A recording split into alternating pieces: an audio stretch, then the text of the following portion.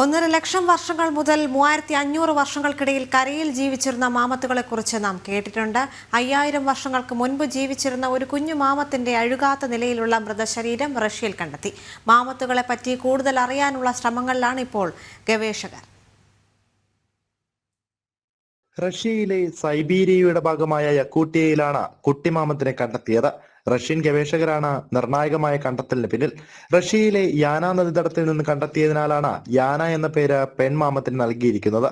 180 kilogram ഭാരവും 4 അടിയോളം നീളവുമാണ് യാനയ്ക്കുണ്ടായിരിക്കുന്നത്.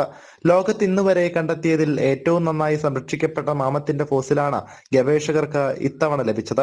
ഇതുപയോഗിച്ച് മാമത്തുകളെ പറ്റി കൂടുതൽ അറിയാനുള്ള ശ്രമങ്ങളിലാണ് ഗവേഷകർ. സൈബീരിയയിൽ കണ്ടെത്തിയ മാമത്തിന്റെ ഫോസിലിന് 5000 വർഷം പഴക്കമാണ് കൽപ്പിക്കപ്പെടുന്നത്. ഇത്രയേറെ വർഷം പഴക്കമുള്ള മാമത്തിന്റെ ഫോസിൽ കണ്ടെത്തുന്നതും അപൂർവമായി മാത്രം സംഭവിക്കുന്ന ഒന്നുകൂടിയാണ്. ന്യൂസ് ഡെസ്ക് ജനം.